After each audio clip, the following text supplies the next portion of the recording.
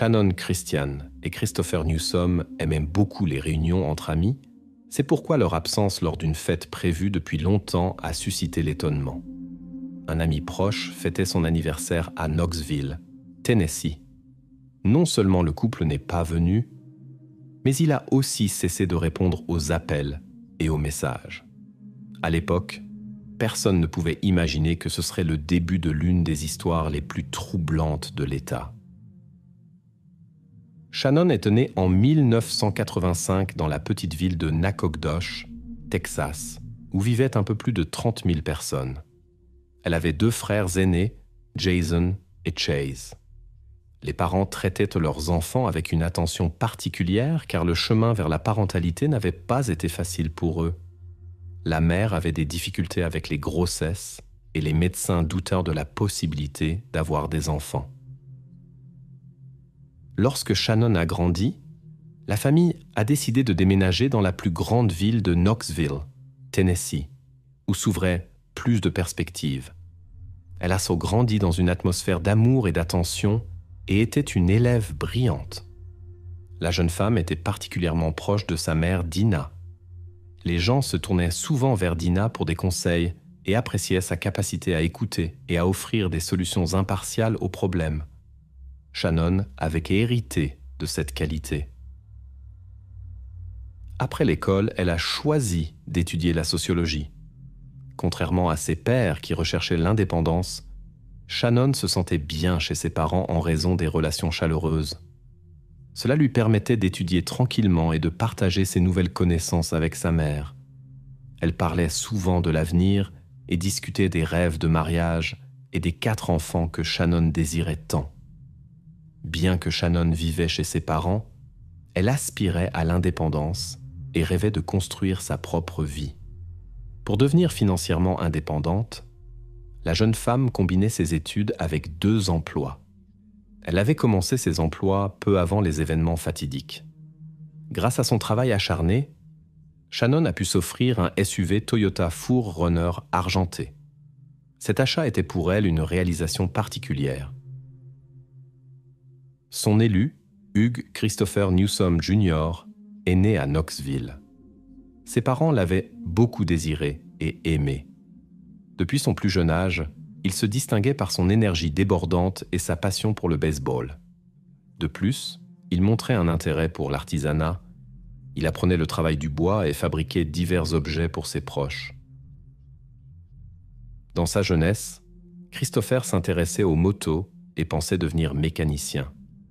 Plus tard, il s'est revenu au travail du bois et a décidé d'apprendre ce métier professionnellement. Il continuait à faire du sport, jouait au baseball, au golf et au tennis, aimait la pêche. Chris restait un jeune homme amical et sociable qui entretenait des relations chaleureuses avec sa famille et ses amis. Leur rencontre a eu lieu en 2006, lorsque des connaissances communes ont demandé conseil à la mère de Shannon. Cette rencontre fortuite s'est transformée en une relation stable. Les jeunes passaient tout leur temps libre ensemble. La famille et les amis étaient convaincus de l'avenir brillant du couple et attendaient un mariage prochain. Personne ne pouvait imaginer quel destin attendait ces jeunes gens.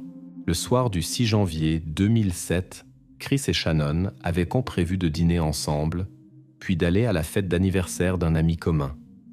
Dans la journée, Shannon est allée chez une amie pour se préparer pour le rendez-vous pendant que les autres s'occupaient de l'organisation de la fête. Après avoir rangé ses affaires dans un sac, elle s'est dirigée vers l'appartement de Washington Ridge et a laissé sa voiture sur le parking. Vers 8 heures du soir, Shannon attendait son petit ami sur le parking pour aller dîner ensemble. Chris était en retard car il conduisait un ami, ce qui contrariait un peu la jeune femme. Lors de leur rencontre, il y a eu une petite dispute, mais après une étreinte, tout est rentré dans l'ordre. Cependant, ils n'ont jamais atteint leur destination. Le couple a simplement disparu. Tôt le matin du 7 janvier, la mère de Shannon s'est réveillée avec un mauvais pressentiment. En regardant dans la chambre de sa fille, elle a réalisé que celle-ci n'était pas rentrée à la maison. il n'y avait aucun indice sur son lieu de séjour. Dina a essayé plusieurs fois d'appeler Shannon, mais tous les appels allaient être sur la messagerie. La femme a remarqué plusieurs appels manqués de numéros inconnus reçus la veille au soir. Lorsqu'elle a rappelé l'un des numéros, elle a entendu la voix d'un ami de sa fille, ce qui n'a fait qu'accroître son inquiétude. Le jeune homme a raconté qu'il avait essayé de contacter Dina pour demander des nouvelles de Shannon. Il s'est avéré que ni elle ni son ami Chris n'étaient apparus à la fête. C'était inhabituel pour un couple aussi fiable, manquer un événement auquel ils avaient promis de venir. Personne ne pouvait les joindre par téléphone. Les connaissances des jeunes gens étaient inquiètes. C'est pourquoi les amis de Shannon sont retournés vers 23 heures à l'endroit où elle l'avait quitté quelques heures auparavant. Sur le parking, elles ont vu le pick-up de Chris, mais la voiture de Shannon et eux-mêmes n'étaient nulle part en vue. Plus tard, le supérieur de Dina a appelé. Il a informé que Shannon n'était pas venue au travail et il avait essayé avec inquiétude d'en découvrir la raison. À ce moment-là, l'inquiétude de Dina s'est transformée en véritable panique. Elle a décidé de contacter la famille de Chris, mais eux non plus ne pouvaient obtenir aucune nouvelle de leur fils et étaient très inquiets. Les parents ont décidé d'agir ensemble et se sont tournés vers la police. Cependant, au poste, on leur a expliqué qu'une déclaration de disparition ne pouvait être enregistrée qu'après 24 heures. Les forces de l'ordre n'ont pas pris la situation au sérieux et ont supposé que les jeunes gens faisaient simplement la fête chez des amis. Les parents ont essayé d'expliquer qu'un tel comportement était totalement atypique pour leurs enfants. Les familles ont dû commencer les recherches de manière indépendante. Elles ont d'abord examiné le parking, mais n'ont pu y trouver aucun indice. Au même moment, les proches et les connaissances appelaient tous les services municipaux pour trouver des informations sur les disparus. Mais ces tentatives sont restées infructueuses. Personne n'avait vu les disparus. Le 7 janvier après-midi, un message inquiétant est venu d'un employé des chemins de fer. Il avait découvert quelque chose d'inhabituel près des rails sur un talus de pierre. Les forces de l'ordre arrivées sur place ont fait une triste découverte. En raison de l'effet du feu, il était pratiquement impossible de déterminer quoi que ce soit de concret, bien qu'il s'agissait probablement des restes d'une jeune personne. Les proches des disparus ont appris cet incident, mais sans examen spécial, une identification était impossible. Les familles n'ont pas perdu espoir et ont poursuivi les recherches.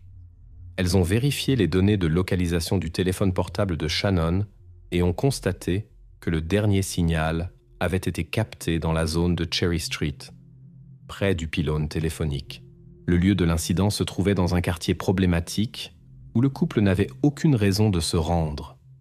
Ce n'était pas sur le chemin vers leurs amis, et il était difficile d'y arriver par hasard.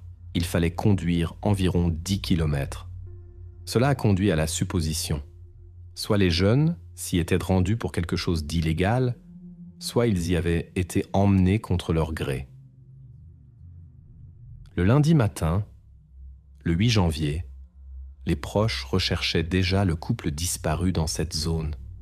En interrogeant les résidents, ils ont découvert la voiture de Shannon dans l'une des ruelles. En examinant le véhicule, il est devenu clair. Quelqu'un avait délibérément retiré tout ce qui aurait pu conduire à l'identification du propriétaire. Tous les effets personnels de la jeune femme avaient disparu. Les chargeurs pour téléphone et écouteurs manquaient. Le siège conducteur était reculé si loin que la petite Shannon n'aurait même pas pu conduire la voiture. Un paquet de cigarettes a été trouvé entre les sièges, bien que ni Shannon ni Chris ne fumaient. De la saleté était visible sur le sol près des pédales, impensable pour Shannon, car la voiture était son premier achat important et elle la gardait toujours impeccablement propre. Tout indiquait que des étrangers, des personnes désordonnées avaient été dans la voiture et que quelque chose de terrible était arrivé au jeune couple. Ils étaient peut-être retenus quelque part, bien qu'aucune demande de rançon n'ait été reçue. Les parents ont immédiatement informé les autorités. À ce moment-là, un jour s'était écoulé depuis leur disparition et la police avait déjà commencé l'enquête. Ils ont emporté la voiture et toutes les preuves trouvées pour examen. Les experts ont présenté leurs premières conclusions concernant la découverte près de la voie ferrée. Les spécialistes ont été choqués par l'état de la victime. Des signes de traitement inappropriés ont également été trouvés. La victime n'avait pas de chaussures et les traces sur les pieds indiquaient un long parcours. La découverte était couverte d'une couverture et les vêtements du haut avaient été utilisés de manière inhabituelle. Après les examens, les experts ont confirmé – c'était Christopher Newsom disparu. Les conséquences de l'incendie ont considérablement compliqué le travail des enquêteurs et détruit la plupart des preuves possibles. Les représentants de la loi ont déconseillé à la famille de Chris une identification personnelle. Ils leur ont seulement montré un sac noir fermé qu'on ne voulait pas ouvrir en leur présence pour des raisons éthiques. Les proches de Shannon espéraient encore une issue favorable, mais ont exprimé leur mécontentement quant à la lenteur de la police au début de l'enquête. Ce retard a peut-être influencé le sort de la deuxième personne disparue, qui n'avait pas encore été retrouvée. Après les informations reçues, les agents ont intensifié la recherche de Shannon. Bien que les proches aient déjà examiné la voiture de Shannon, ce qui pouvait compliquer la recherche des traces, les agents ont réussi à trouver un détail important, une enveloppe avec l'adresse Shipman Street 2316. Apparemment, les criminels l'avaient laissée par inadvertance. La maison se trouvait à 10 km du lieu de la dernière rencontre avec les disparus et à 2 pâtés de maison de la ruelle où la voiture avait été trouvée.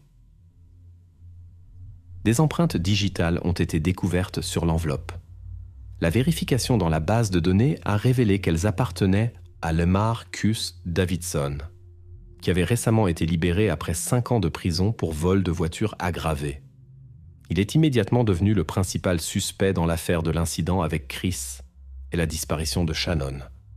La police est arrivée à la maison du suspect dans la nuit du 9 janvier. Il louait un vieil appartement dans une zone industrielle où il n'y avait que peu de maisons d'habitation. Personne n'a répondu au coup, mais les forces de l'ordre avaient des raisons de penser que les disparus pouvaient se trouver à l'intérieur. C'est pourquoi ils ont pénétré dans le bâtiment. Lors de la perquisition de la maison, les agents ont trouvé des objets appartenant aux disparus. Les écouteurs de Shannon, les chaussures de Chris et sa casquette de baseball. Cela confirmait qu'ils étaient sur la bonne piste. Dans la cuisine, ils ont trouvé une grande poubelle avec un drap sale, sous lequel se trouvait un sac volumineux. À l'intérieur, les enquêteurs ont découvert quelque chose qui les a poussés à apporter immédiatement la triste nouvelle aux parents de Shannon. Les experts ont déterminé que contrairement aux traces de la présence de Chris, qu'on avait tenté de cacher par le feu, le criminel n'avait pas eu le temps d'effacer les traces dans le cas de Shannon. Les experts ont été choqués par ce qu'ils ont vu. Shannon ne portait qu'un maillot de corps. Diverses blessures ont été constatées. Les techniciens de la police scientifique ont trouvé des traces biologiques du criminel, son ADN et ses empreintes digitales. Certaines correspondaient aux traces sur la poubelle et les sacs de la voiture. Leur propriétaire était Lemaricus Davidson. Dans la maison, on a également trouvé des cartouches de l'arme qui avait tiré sur Chris. Le suspect lui-même n'était cependant pas sur place. La maison était vide. Le suspect, reconnaissant l'inévitabilité de son arrestation, s'est enfui. Il a immédiatement été recherché et la police a commencé une recherche intensive. Les enquêteurs ne savaient cependant pas encore que plusieurs personnes étaient impliquées dans l'incident. En examinant le téléphone de Lemaricus, la police a découvert de fréquents appels à un certain Eric Boyd. Il a été rapidement trouvé et des policiers en patrouille ont arrêté sa voiture. À la question directe sur le lieu où se trouvait Davidson, Eric a d'abord éludé, mais sous la pression. Il a trahi son complice.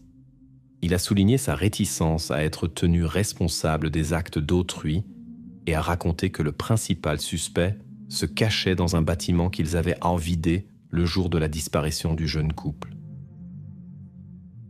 Eric a conduit les agents à une maison vide à vendre qui se trouvait près de l'appartement du suspect. À l'intérieur, ils ont trouvé des sacs poubelles éparpillés, des restes de nourriture, des vêtements, un téléphone, une arme et des jumelles. Au milieu de ce désordre se trouvait Lemaricus Davidson lui-même. Il a été arrêté et conduit au poste. Il est à noter qu'il portait des chaussures qui appartenaient à Chris. Lors de l'interrogatoire, le criminel a essayé de se faire passer pour innocent et a raconté plusieurs versions contradictoires des événements. Selon l'une d'elles, Chris et Shannon étaient venus chez lui de leur propre gré. Mais ensuite, ses connaissances sont apparues. Davidson a prétendu qu'il ne s'était pas impliqué à cause de la supériorité numérique. À la place, il aurait prétendument pris la voiture de Shannon pour faire des courses dans le quartier voisin jusqu'à ce que la situation se calme. Après le trajet, il a laissé le véhicule dans une ruelle. Selon ses dires, il ne s'est pas impliqué à son retour, bien que Shannon ait demandé de l'aide. Lemaricus a nié sa participation à l'incident avec l'ami de Shannon et a insisté sur le fait qu'il n'avait eu aucun contact avec la jeune femme, bien que des examens ultérieurs aient montré autre chose. 2 autres personnes étaient également impliquées dans l'affaire: George Thomas, le meilleur ami du suspect, et Letalvis Cobbins, son demi-frère. Ils ont été arrêtés le 11 janvier comme complices, mais la liste des participants était plus longue. Eric Boyd était également impliqué dans l'affaire et a révélé l'endroit où se trouvait Lemaricus. Plus tard, l'implication de leur connaissance, Vanessa Coleman, a également été découverte. Tous les détenus ont partagé des informations sur les événements de cette nuit-là, tentant de minimiser leur propre rôle et de rejeter la faute sur les autres. Il s'est avéré que Lemaricus était l'organisateur. Ce soir-là, il avait un besoin urgent d'un véhicule pour transporter une certaine cargaison. Par hasard, il a rencontré avec son partenaire Shannon, qui était avec son ami sur le parking. Au lieu d'un simple vol de voiture, ils ont décidé d'éliminer tous les témoins. Sous la menace de violence, ils ont emmené le couple à la maison du chef. Letalvis a nié tout contact avec les victimes, mais l'analyse ADN a prouvé le contraire. La même chose a été commise à plusieurs reprises par le chef du groupe. Vanessa a prétendu avoir elle-même été dans la position d'une prisonnière. Selon ses dires, elle a agi contre sa volonté, par peur pour sa sécurité. Après de longues enquêtes et interrogatoires de tous les participants, les autorités ont reconstitué l'image complète de l'incident. Tout a commencé lorsque Shannon et Chris ont été détenus dans la voiture immédiatement après leur capture. Ils ont été jetés sur les sièges arrière puis emmenés à la maison du chef du groupe. L'enquête a révélé que les criminels retenaient le couple contre leur gré. Chris a été emmené aux voies ferrées le lendemain matin, où l'inévitable s'est produit. Les criminels ont tenté d'effacer les traces de leurs actions. Shannon est restée en captivité pendant 2 jours supplémentaires. Pendant cette période, elle a été traitée de manière extrêmement inappropriée. Les criminels ont utilisé diverses méthodes pour effacer leurs traces, y compris l'utilisation de produits chimiques ménagers. Les experts n'ont pas pu déterminer la durée exacte de l'incident avec Shannon, mais ont documenté le caractère extrêmement grave des blessures infligées. Même des enquêteurs et des criminologues expérimentés ont été choqués par ce qu'ils ont vu et ont noté que cela dépassait le cadre des délits habituels de ce type. Les criminels ont laissé Shannon dans une benne à ordures et se sont enfuis. Ensuite, Lemaricus a donné certains des objets de Shannon à sa connaissance Vanessa, qui était également impliquée dans l'incident. Tous ces objets ont été retrouvés plus tard lors de la perquisition de son appartement. Les enquêteurs ont rejeté la version selon laquelle Vanessa Coleman, arrêtée, était une participante involontaire. Elle avait la possibilité de contacter les forces de l'ordre immédiatement après avoir quitté la maison du chef, mais ne l'a pas fait. Lors de la perquisition de sa maison, Un journal intime a été trouvé dans lequel elle décrivait les événements comme une passionnante aventure d'été. Le style d'écriture et le ton émotionnel indiquaient sa participation volontaire aux événements. Les Maricus Davidson et George Thomas ont été inculpés de 16 chefs d'accusation, dont des violations particulièrement graves de la loi, séquestration et vol, avec des circonstances aggravantes supplémentaires. Vanessa a été inculpée de 12 chefs d'accusation, dont complicité de crime, vol et enlèvement. Eric Boyd a été accusé de 20 chefs d'accusation liés à des crimes aggravés. Le 5e participant, Laitalus Wiscobens, a également été accusé de 20 chefs d'accusation similaires. Le procès a duré presque 2 ans. Pendant cette période, l'affaire a été rouverte plusieurs fois. Le chef du groupe a présenté au tribunal une version peu crédible des événements et a affirmé que le couple était venu chez lui volontairement. Selon ses dires, la situation est devenue incontrôlable après l'apparition de ses complices. Cependant, cette histoire n'a pas trouvé d'écho devant le tribunal. Malgré les efforts de la défense, les avocats n'ont pas réussi à disculper les accusés. Les jurés les ont déclarés coupables de la plupart des chefs d'accusation. Les proches des victimes ont insisté sur la peine maximale possible en raison de la gravité exceptionnelle de l'incident. Le Maricus Davidson a reçu la peine maximale plus 80 ans de prison. Eric Boyd, George Thomas et Laitalus Wiscobens ont été condamnés à la prison à vie sans possibilité de libération conditionnelle.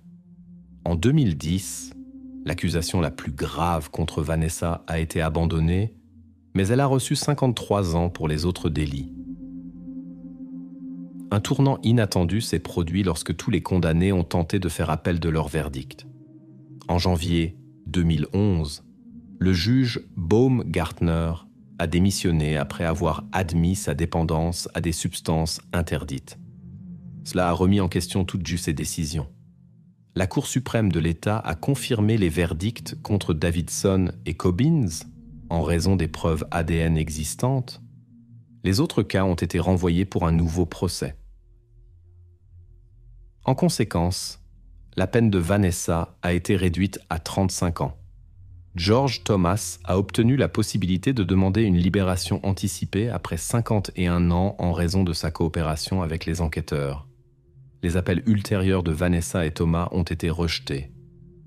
En 2019, Eric Boyd s'est retrouvé à nouveau devant le tribunal, où il a plaidé coupable à 36 nouveaux chefs d'accusation. La majorité de ces incidents a été confirmée par les témoignages de son complice, George Thomas. Le tribunal a condamné Eric à 2 fois la perpétuité, sans possibilité de libération conditionnelle, plus 90 ans de prison. En 2014, Vanessa a obtenu la possibilité de demander une libération conditionnelle après 7 ans de prison, mais la commission a rejeté sa demande.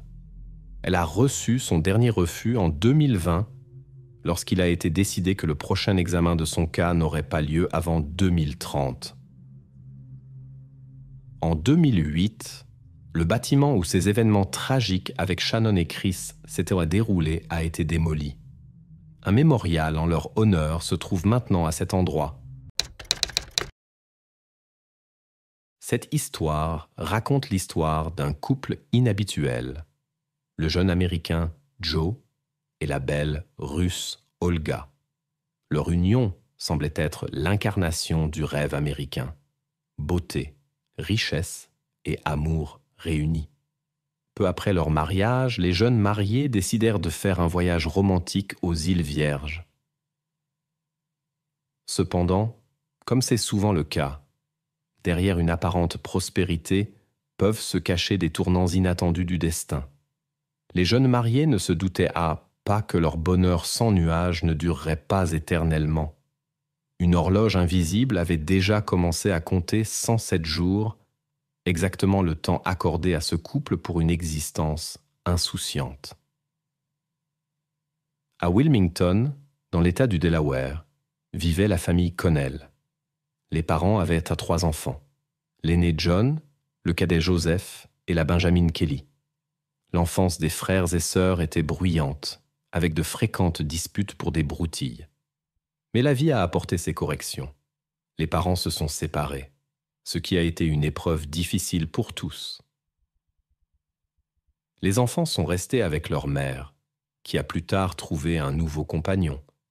Il est devenu pratiquement un second père pour les enfants. La famille s'est installée dans un quartier aisé et n'avait pas de difficultés financières. En grandissant, les enfants se sont rapprochés et ont trouvé un langage commun. Joseph, ou simplement Joe comme l'appelaient ses proches, est devenu un jeune homme déterminé. Dans les affaires, il se montrait méticuleux et responsable, mais dans la vie, il était l'âme de la fête.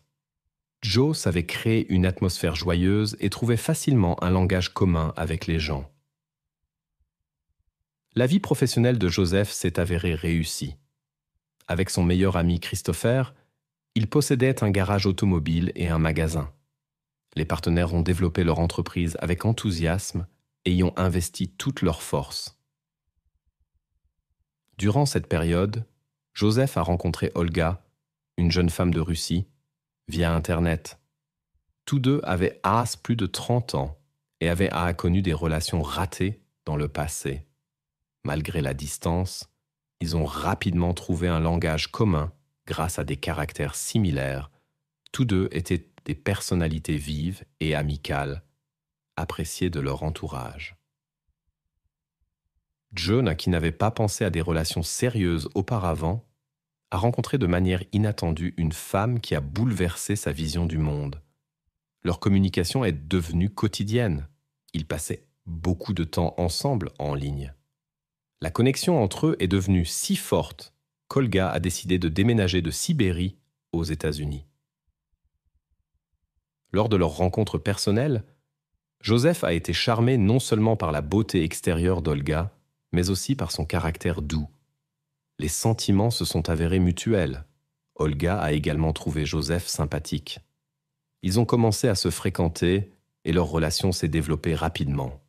L'histoire de Joseph et de son élu de Russie a commencé comme un conte de fées. La famille Connell a immédiatement sympathisé avec la charmante jeune femme. Derrière la fragilité apparente d'Olga se cachait un caractère déterminé et une énergie extraordinaire. Les proches de Joseph espéraient que ce serait elle qui pourrait ramener la vie de leur fils dans des eaux plus calmes. Le couple amoureux décida de légaliser leur relation, et c'est là que commencèrent les premières difficultés. Selon la tradition familiale, la belle-fille devait recevoir la bague de la belle-mère.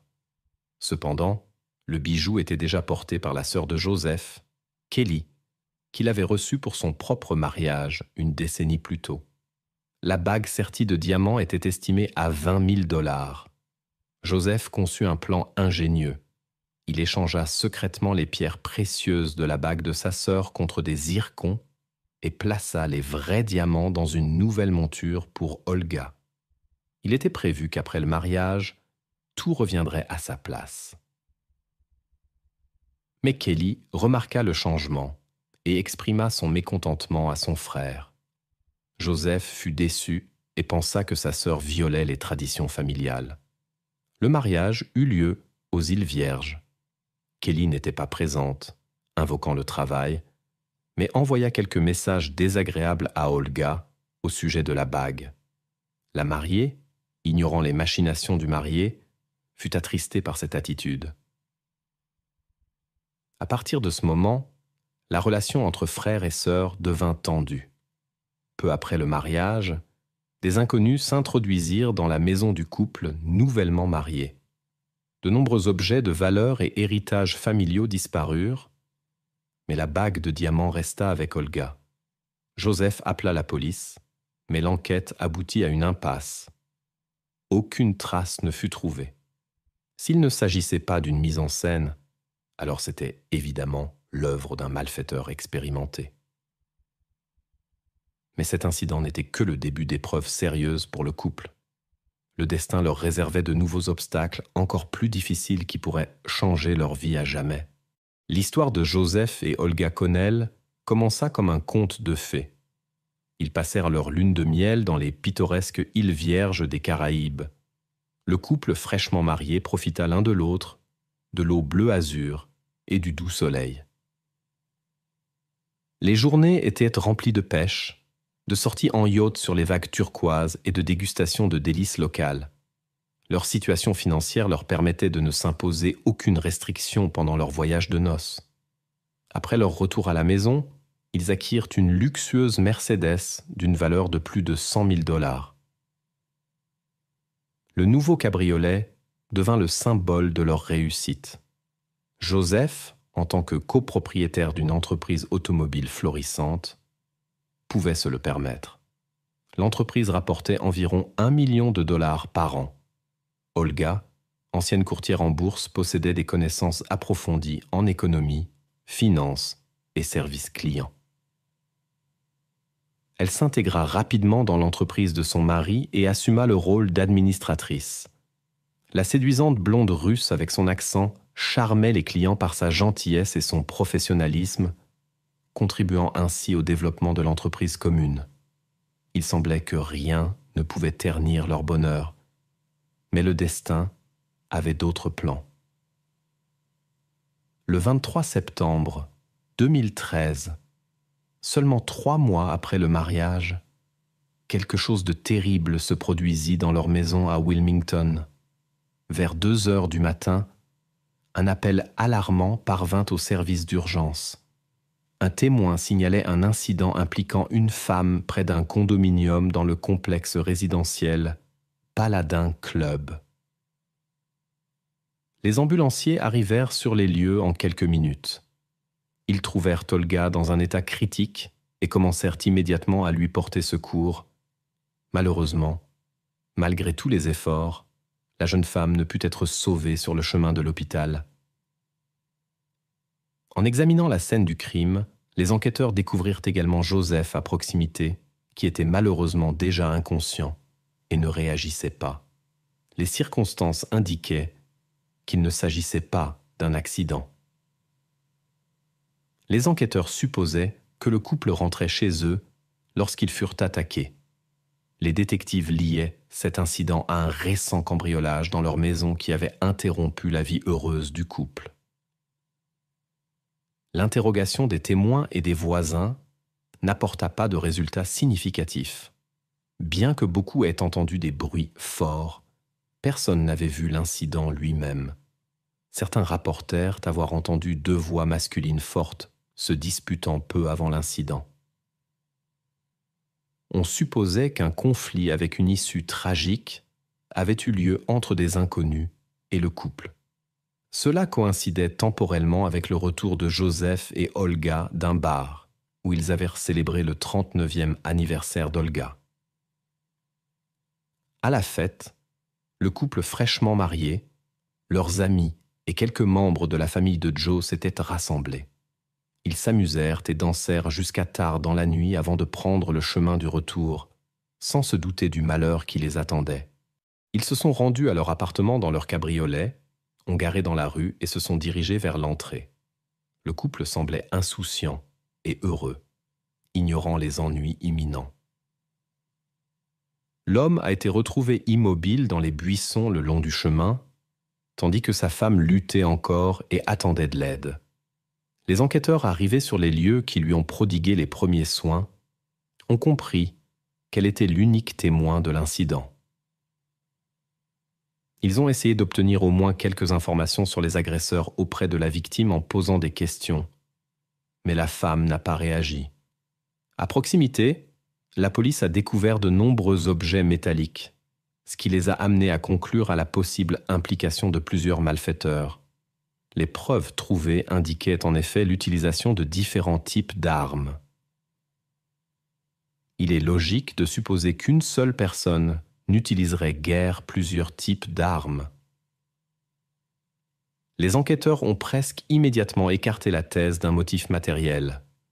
Rien n'a été volé aux victimes. On leur a trouvé un portefeuille contenant une grosse somme d'argent liquide, À côté de la femme se trouvait un sac avec un téléphone et des objets de valeur. Et à son doigt était une bague de mariage coûteuse d'une valeur de plusieurs dizaines de milliers de dollars. En analysant la situation, les enquêteurs ont conclu qu'il s'agissait d'une action planifiée contre le couple. Les jeunes mariés ont probablement été attendus près de leur appartement et les agresseurs ont agi avec l'intention évidente de causer de graves dommages. À première vue, il semblait être un couple adorable et heureux sans ennemis. Mais alors, quelle aurait pu être la raison d'un incident aussi terrible ?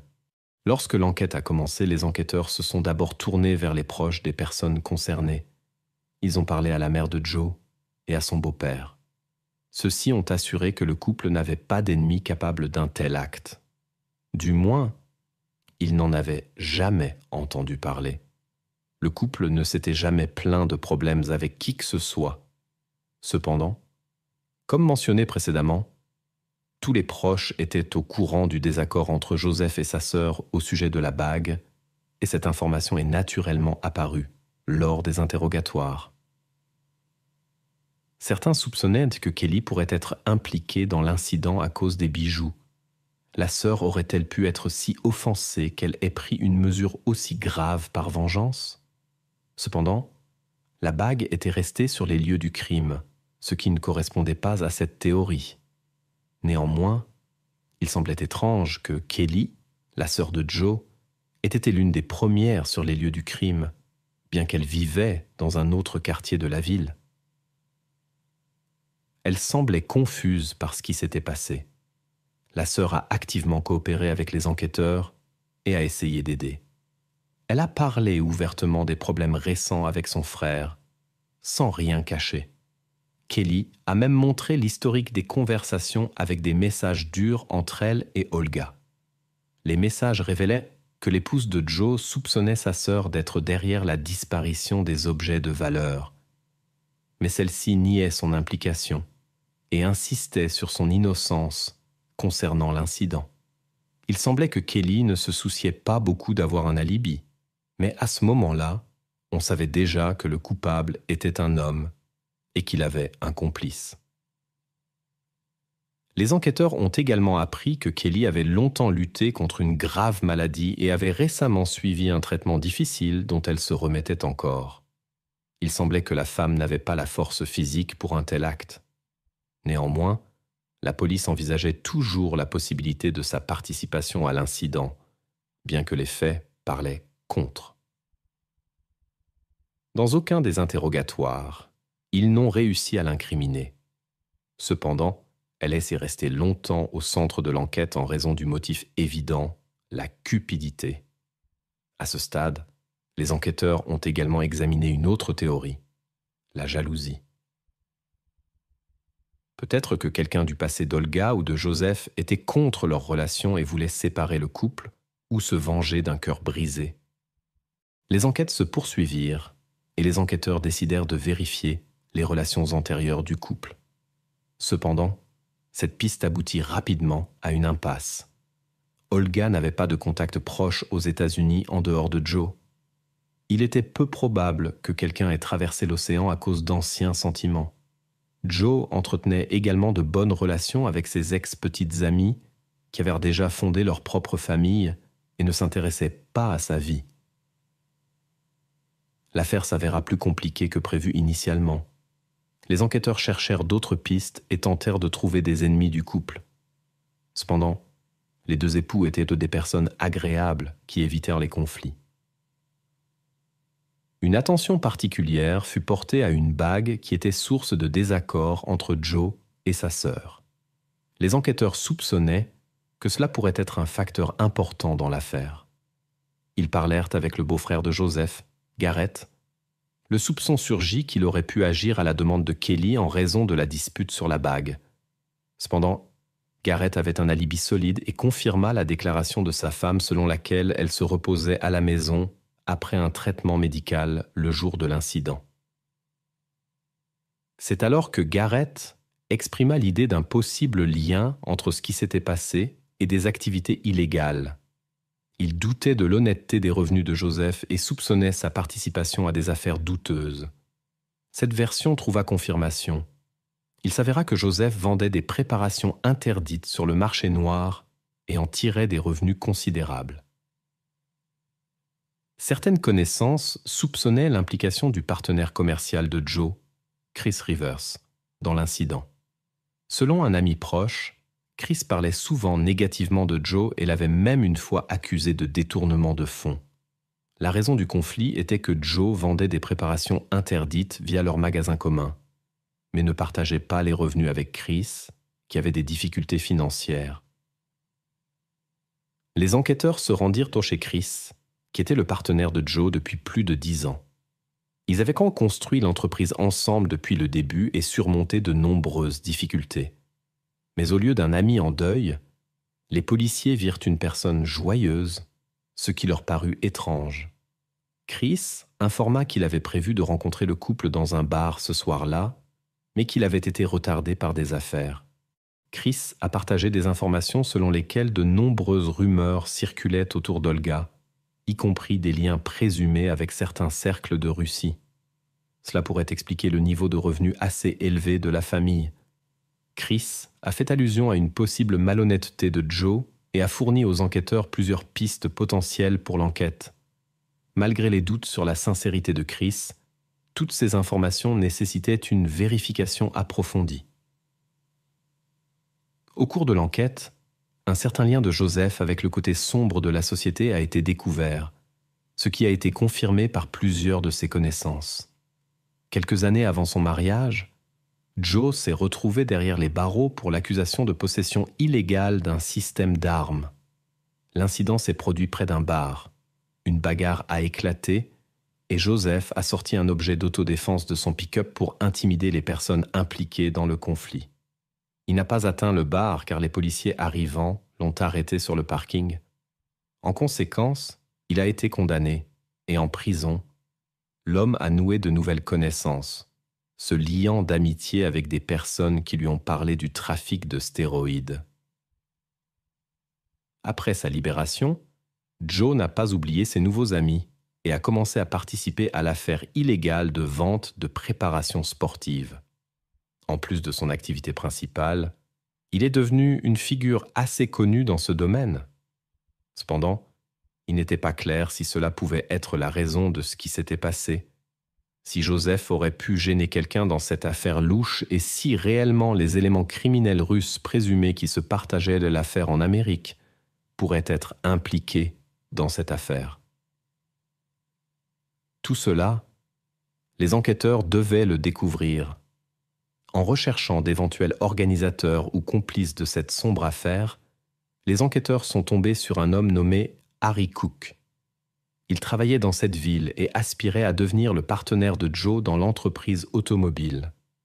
Au moment de l'incident avec les Connell, il avait investi plus de 100 000 $ dans cette entreprise, ce qui pouvait également être un motif d'action indésirable. De plus, Harry vivait près des Connell, mais avait un alibi fiable pour la période de l'incident tragique, ce qui a conduit l'enquête dans une impasse. Lors de la communication continue avec le partenaire commercial Chris Rivers, les enquêteurs ont appris un détail intéressant. Le partenaire a pointé à plusieurs reprises des moments suspects concernant la malhonnêteté de son ami. Les enquêteurs ont vérifié les documents comptables de l'entreprise et ont constaté qu'elle subissait effectivement des pertes importantes malgré des revenus élevés. Au final, l'entreprise ne restait pas dans le rouge, mais les dépenses augmentèrent de façon exponentielle. Cela semblait très suspect. L'argent semblait disparaître. Il est devenu évident que quelqu'un menait ici des manœuvres financières. Mais au cours de l'enquête, il s'est avéré que Chris lui-même en était responsable.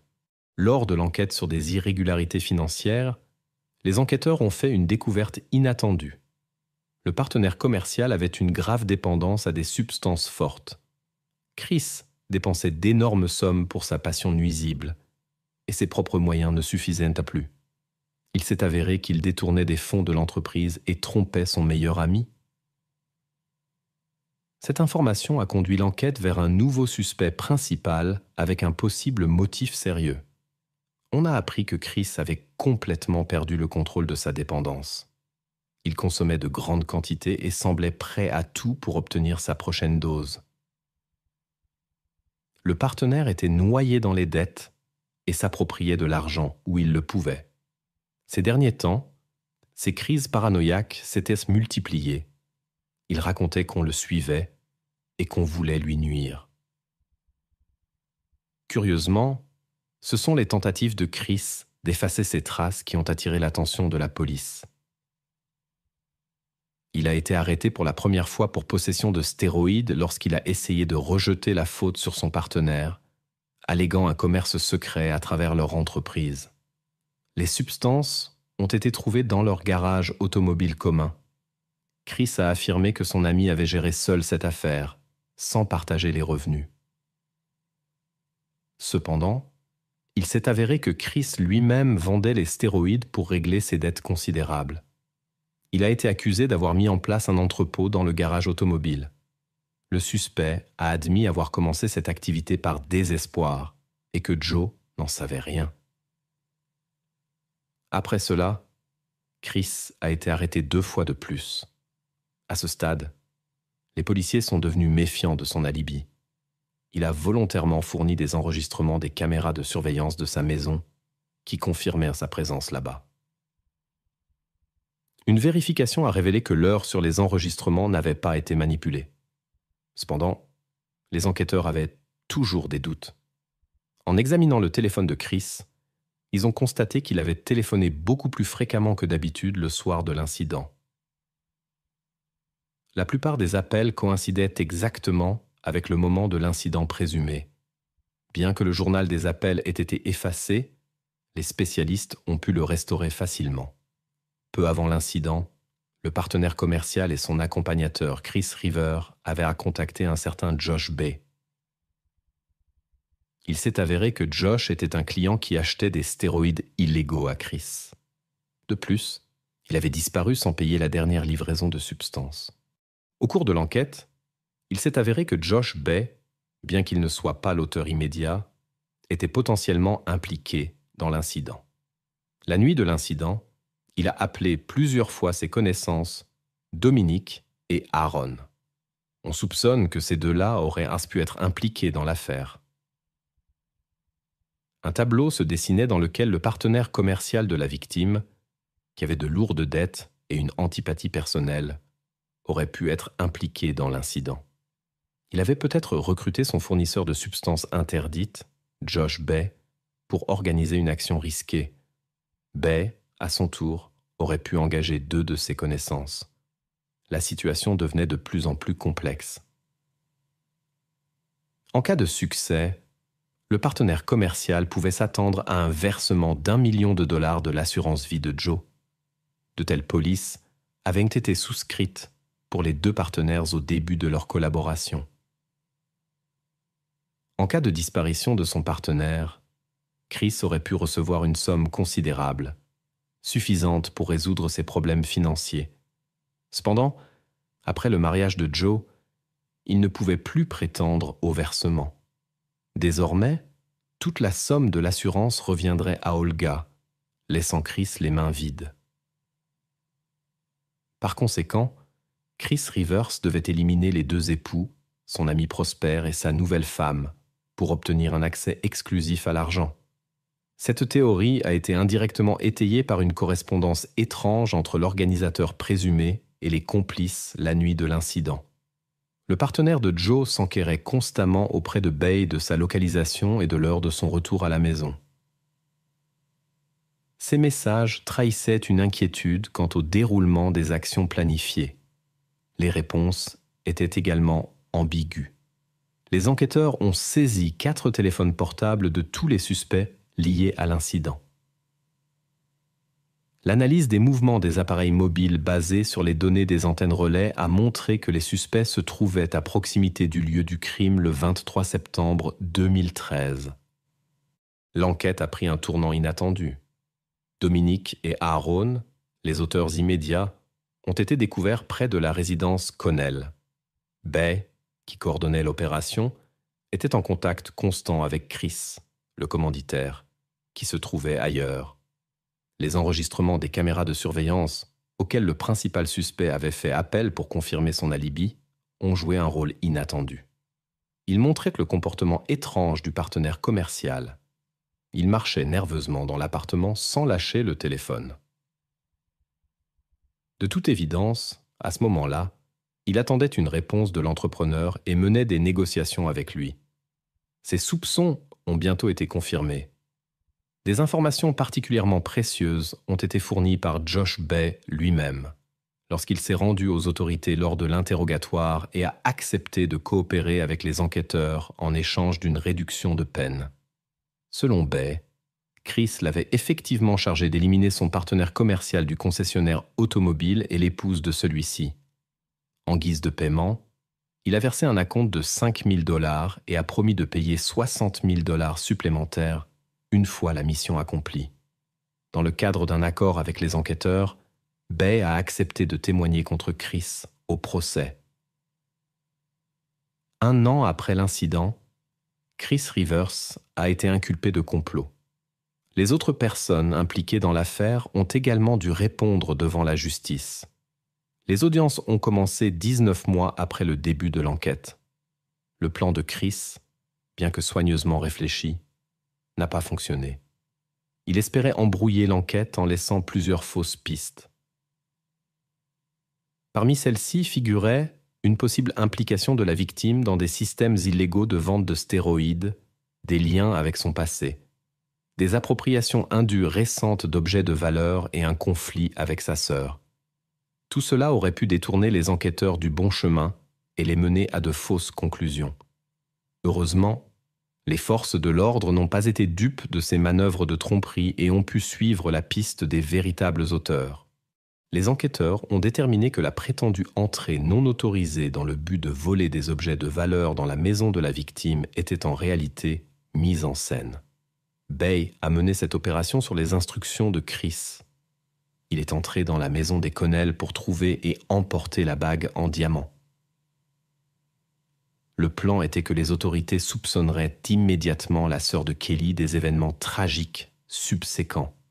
Cependant, le plan a échoué car le bijou ne se trouvait pas parmi les affaires du couple. Les procès contre les personnes impliquées dans l'incident ont été menés séparément.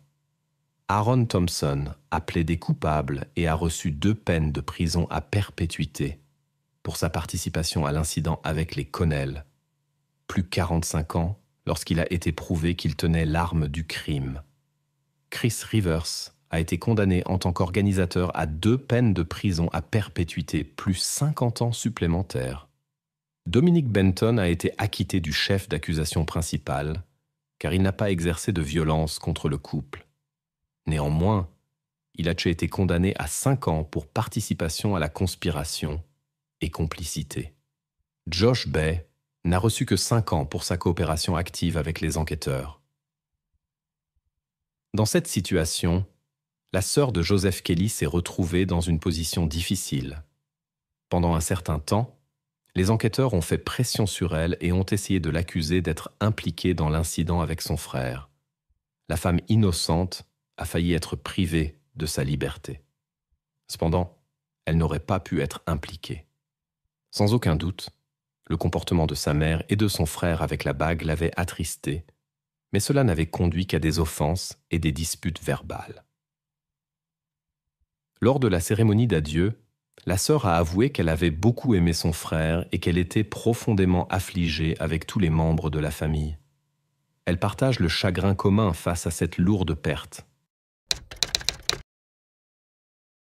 Dans la charmante petite ville de Mold, au nord du pays de Galles, comptant environ 10 000 habitants, vivait Catherine Gowing, une vétérinaire d'Irlande.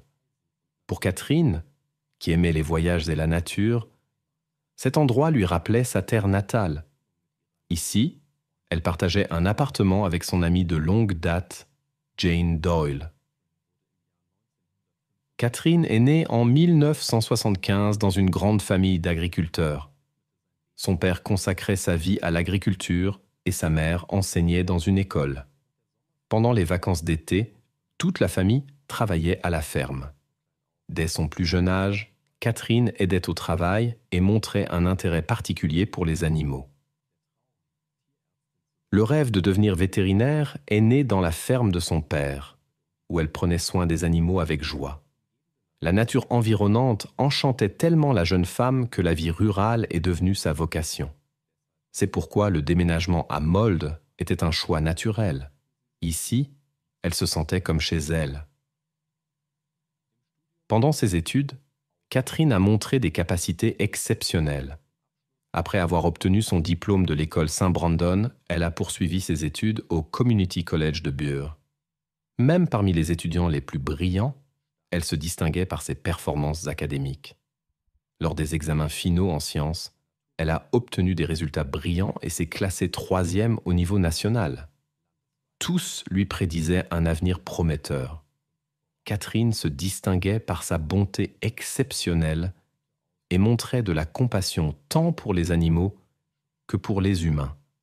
Après l'école, elle a reçu une invitation à l'université de Budapest en Hongrie, ce qui lui a permis de réaliser son rêve de longue date, commencer des études de médecine vétérinaire. À l'université, son cercle de connaissances s'est considérablement élargi. Son amitié avec Jane Doyle, qui venait également d'Irlande, est devenue particulièrement étroite. Elles étaient inséparables. Elles étudiaient ensemble, se détendaient et assistaient aux événements étudiants.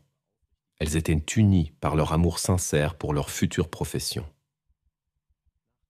Après l'obtention de son diplôme, Jane a trouvé un poste dans une clinique vétérinaire à Mold, au nord du pays de Galles. Elle s'est rapidement intégrée à l'équipe et lorsqu'un nouveau poste s'est libéré, elle a recommandé Catherine Gowen. Catherine a gagné la confiance des gens par son optimisme et son professionnalisme. Ses compétences étaient impressionnantes. Elle pouvait gérer n'importe quel animal, même les plus agités. Son talent psychologique naturel l'aidait à communiquer facilement avec les propriétaires d'animaux. Grâce à ses qualités, elle est rapidement devenue l'une des spécialistes les plus demandées de la ville. Les amis se sont attachés à la région, bien qu'elle vivait initialement dans un appartement temporaire fourni par la clinique. Pas entièrement satisfaite des conditions, elle cherchait activement un nouveau logement. Pour réduire les coûts, elles ont loué avec leur ami une maison commune à New Brighton, à seulement 5 minutes de leur lieu de travail. L'année 2012 est devenue une période de succès et de stabilité pour Catherine Gowen et son amie. Catherine travaillait déjà depuis 1 an et demi dans une clinique vétérinaire où elle avait gagné le respect de ses collègues. Attirante et charmante, avec son doux accent irlandais, elle attirait l'attention de nombreux hommes. Cependant, sa carrière de vétérinaire était plus importante pour elle que les relations romantiques, qui restaient généralement éphémères. Contrairement à Catherine, son amie Jane était dans une relation sérieuse. En octobre, Jane prévoyait de rendre visite à sa famille et a demandé à Catherine de la remplacer au travail. Elle envisageait de retourner en Irlande pour s'occuper de ses parents âgés. La serviable Catherine a accepté, espérant un service en retour lors de sa future visite familiale. Elle ne pouvait pas imaginer que cette simple demande deviendrait le début d'événements inquiétants. Le vendredi 12 octobre 2012, Catherine a terminé sa journée de travail à 20h et est allée au magasin. Les caméras ont enregistré son arrivée à 20h06.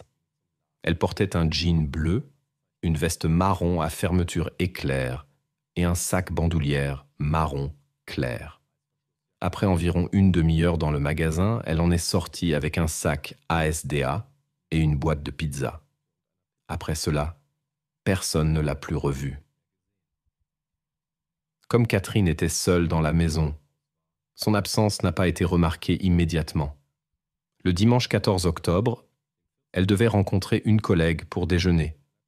Mais elle ne s'est pas manifestée, n'est pas venue au rendez-vous et ne répondait pas aux appels. La connaissance avec qui elle avait prévu de se rencontrer s'inquiétait de l'absence de Catherine. Il la connaissait depuis longtemps et un tel comportement n'était pas typique d'elle. La situation a changé lorsque Jane est revenue d'Irlande le dimanche soir et n'a pas trouvé son ami. La voiture n'était pas non plus devant la maison. La porte d'entrée non verrouillée était étrange. En fouillant la maison, Jane n'a trouvé aucun indice sur l'endroit où se trouvait Catherine. Elle ne répondait pas aux appels. Dans toutes les pièces, régnait une odeur inhabituellement forte de produits de nettoyage. Les effets personnels de son amie manquaient également. Jane supposait que Catherine était spontanément rentrée chez elle pour le week-end, comme elle avait prévu de le faire plus tard de toute façon. Épuisée par le long voyage et pensant à son service du lendemain, Jane est allée se coucher, espérant que son amie apparaîtrait le matin ou qu'elle la retrouverait à la clinique vétérinaire. Le lendemain matin, rien n'avait changé. Aucun signe du retour de Catherine, silence en réponse aux appels et messages. Elle n'est pas non plus apparue à la clinique. La direction n'était pas en colère, mais inquiète. Ils savaient que l'employé n'était plus joignable depuis vendredi après le travail. Pendant ce temps, certains n'ont reçu que d'étranges messages courts, qui n'étaient déjà pas typiques de Catherine. Le contenu de ces messages est resté inconnu. Les collègues ont décidé de contacter la police. Après des tentatives infructueuses de contacter son amie, Jane est allée directement au poste de police après le travail. Elle a signalé la disparition et a rapporté les dernières 24 heures, ce qui a aidé à l'exclure rapidement du cercle des suspects. De plus, elle a fourni des informations sur la voiture de Catherine qui avait disparu avec sa propriétaire. Le véhicule pourrait devenir une pièce importante à conviction dans cette affaire. Les forces de l'ordre ont immédiatement commencé les recherches. L'enquête a commencé par des entretiens avec les proches de la disparue. Tous ont souligné qu'elle était très responsable et informait toujours de tout changement dans ses plans. C'est précisément pour cette raison que ses connaissances étaient très inquiètes. Après avoir analysé les caméras de surveillance, les enquêteurs ont pu suivre le trajet de la femme depuis la clinique vétérinaire jusqu'au magasin. Après qu'elle a quitté le parking, il n'était plus possible de déterminer son itinéraire ultérieur. Les parents de Catherine en Irlande ont été rapidement informés de l'incident.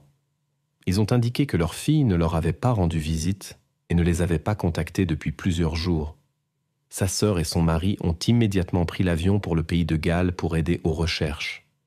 Ils ont fait appel au public par le biais de la presse, mais jusqu'au 16 octobre, aucune piste importante n'avait été reçue.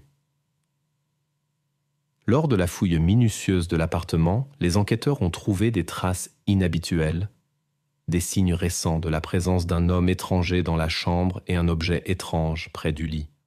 Cela suggérait un visiteur possible, mais son ami affirmait que Catherine n'avait pas de relations étroites. De plus, selon son ami, Catherine n'était pas encline aux rencontres éphémères. Le fait que la porte d'entrée soit restée ouverte lorsque Jane est revenue était également inquiétant. Toutes les preuves trouvées ont été envoyées pour analyse. Le soir même du 14 octobre, alors que Jane inquiète essayait de joindre son ami, Clive Sharp, sa connaissance, l'a contacté. Après une récente dispute, il voulait attirer son attention. Mais Jane n'y était pas sensible, ce qui l'attristait. Leur relation avait duré plusieurs mois.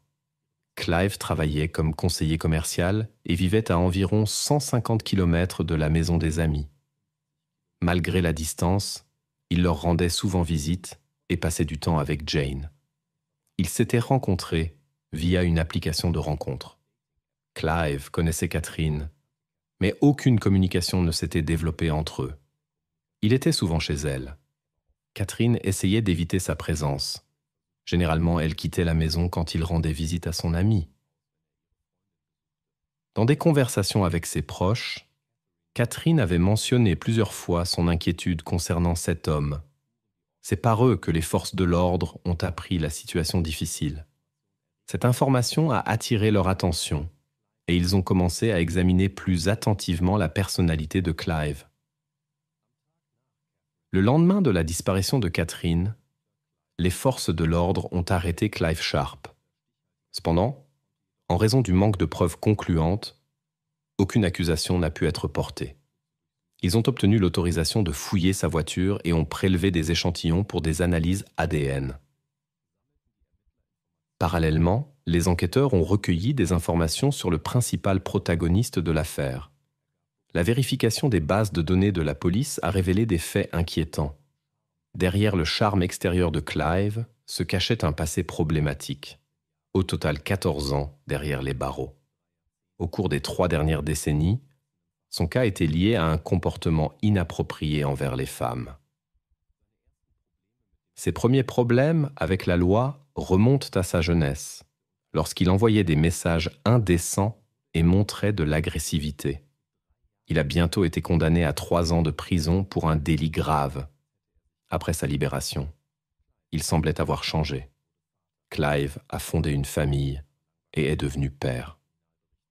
Pendant plusieurs années, Clive n'apparaissait plus dans les rapports criminels. Malheureusement, ce calme s'est avéré temporaire. Sa vie privée n'était pas heureuse. Son épouse, Gillian, luttait contre une dépendance à des substances interdites, ce qui a conduit à une fin tragique. Ces événements ont peut-être influencé son comportement. En 1994, Clive s'est retrouvé à nouveau derrière les barreaux pour comportement inapproprié envers la femme de son ami. La sentence était de 3 ans. Peu après sa libération, il a reçu une peine plus lourde, 8 ans pour un incident avec une arme blanche. Cependant, il a été libéré de manière anticipée après 5 ans. En 2003, il a tenté de nouveau de fonder une famille, mais jusqu'en 2011, le mariage a échoué.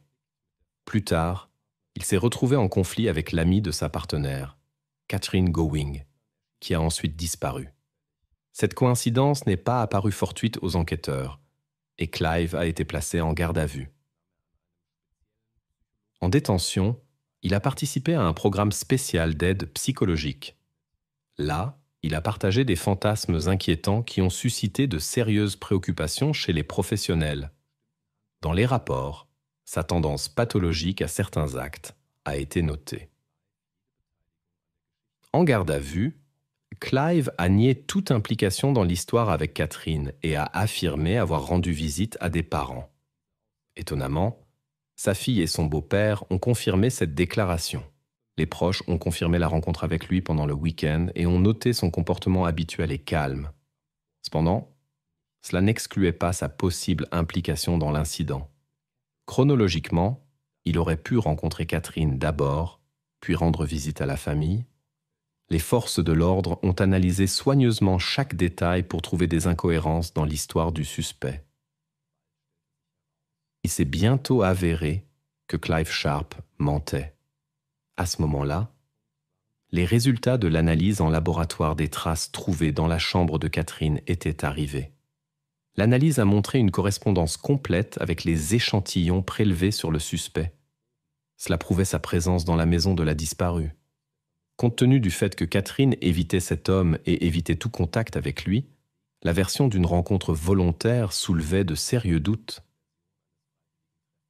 La recherche de Catherine se poursuivait, bien que l'espoir diminuât chaque jour, particulièrement après que les fantasmes inquiétants de Clive ont été révélés.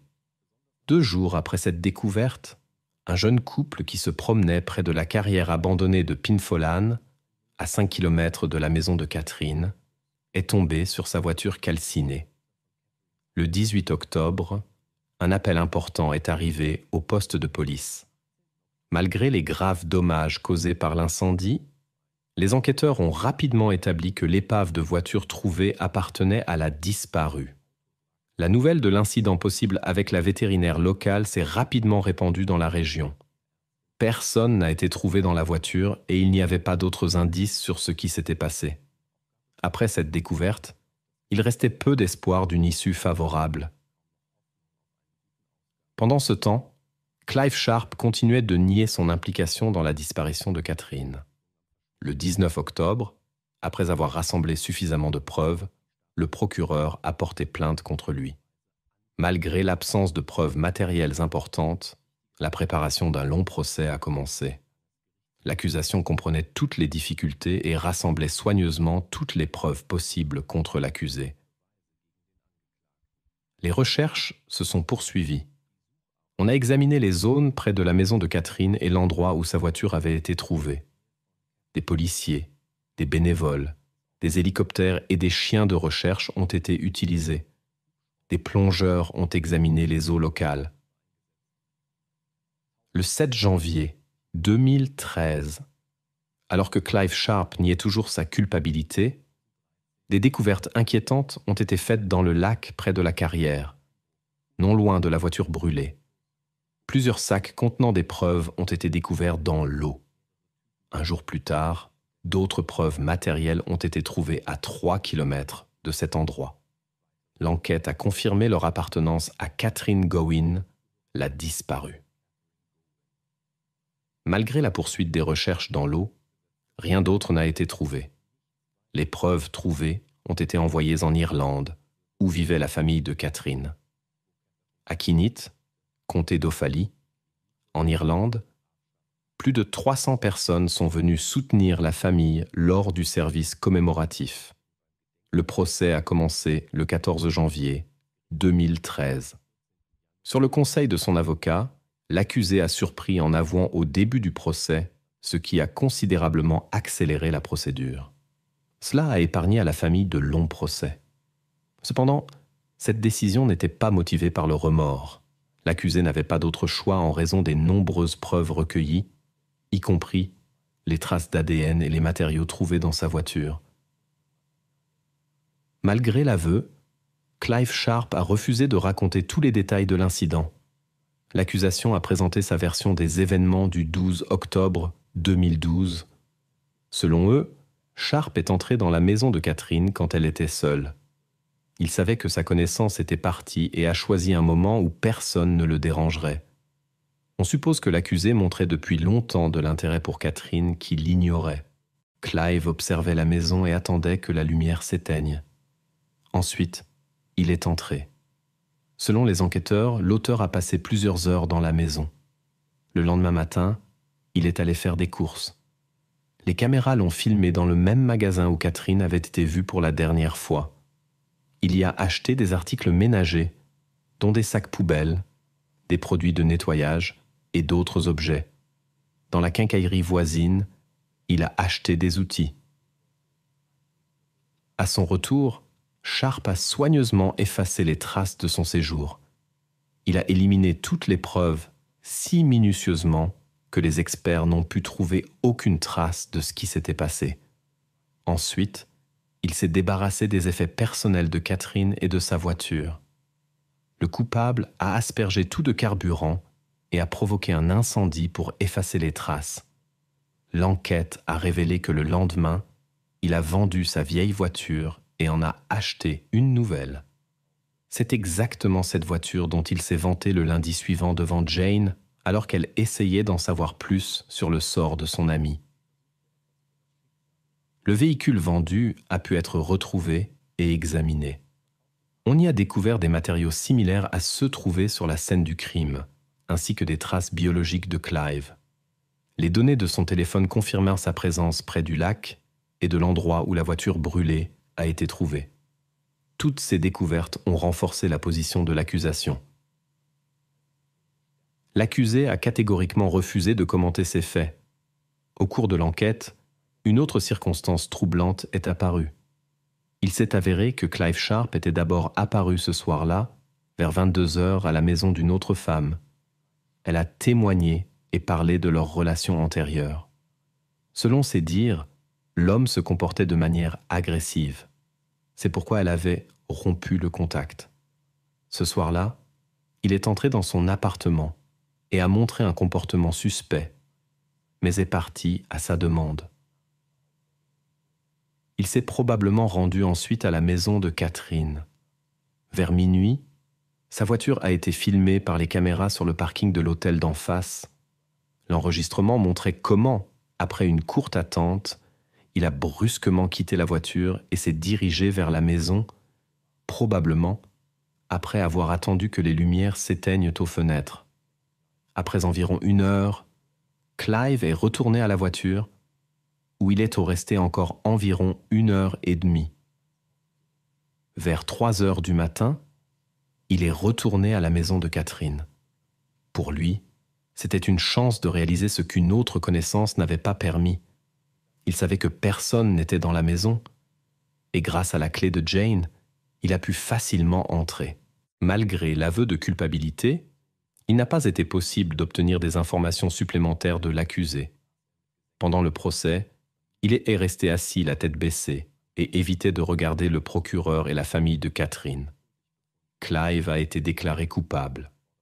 Le procureur a requis 42 ans de prison, mais en raison de l'aveu, la peine a été réduite à 37 ans. Après le procès, Emma, la sœur de Catherine, a parlé aux médias. Elle a raconté comment la disparition de cette femme merveilleuse avait bouleversé toutes ses connaissances. Catherine s'était consacrée à son travail et avait aidé les autres.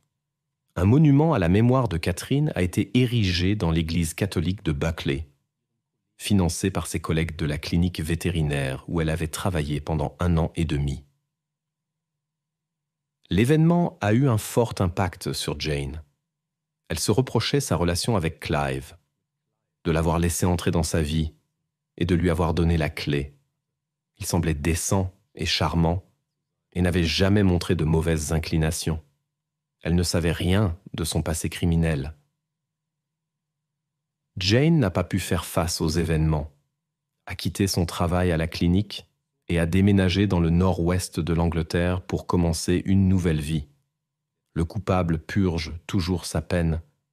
Sa mère n'a pas pu supporter la vérité sur son fils et est décédée peu après.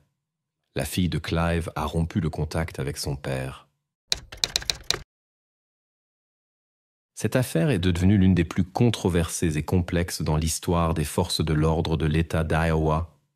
Initialement, l'incident a été classé comme de la légitime défense, mais plus les enquêteurs creusaient, plus les questions surgissaient. L'enquête ressemblait à un labyrinthe, où derrière chaque tournant se révélèrent de nouvelles perspectives inattendues.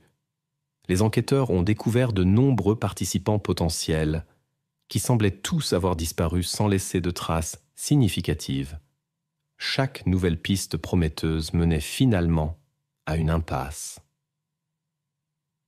Le temps passait sans que la clarté ne soit obtenue. Au contraire, au fil des années, des doutes sont apparus sur la substance fondamentale de l'affaire. On soupçonnait que le fondement de l'enquête pourrait être construit sur le sable de témoignages peu fiables et de fausses suppositions. À la fin des années 90, la famille Roberts a déménagé de la trépidante Chicago vers la petite ville d'Early dans l'Iowa. Tracy et Michael, un jeune couple marié, se sont rapidement intégrés dans la communauté locale. Elle était américaine de naissance, lui venait d'Australie. Pour les deux, ce n'était pas le premier mariage. Tracy avait un fils d'une relation précédente. Michael était considéré comme un véritable génie de l'informatique et développait son entreprise informatique depuis chez lui. Sa tête bouillonnait d'idées qu'il voulait réaliser. Tracy, quant à elle, était l'âme de toute réunion, une femme au foyer joyeuse et sociable qui aimait le sport et paraissait toujours parfaite. Leur histoire d'amour a commencé sur Internet et s'est transformée en une romance passionnée. Moins de 3 semaines après leur première rencontre, ils se sont dit oui. Peu après, ils sont devenus parents d'un fils et d'une fille. De l'extérieur, l'harmonie parfaite semblait régner dans la famille. Beaucoup admiraient la détermination de Michael. Particulièrement leur voisine Mona, une agent immobilier, en était impressionnée. Ils ont conclu avec succès plusieurs affaires rentables et Mona était prête à tout pour poursuivre la collaboration. La sympathie semblait être réciproque. Un jour, Mona a confié à Michael les problèmes de son fils, Dustin, âgé de 20 ans. Le jeune homme était très renfermé et ne trouvait pas sa place dans la vie, changeant constamment d'emploi. Michael a montré de l'empathie et a proposé de prendre le jeune homme sous son aile et de développer son potentiel. Mona a accepté avec joie.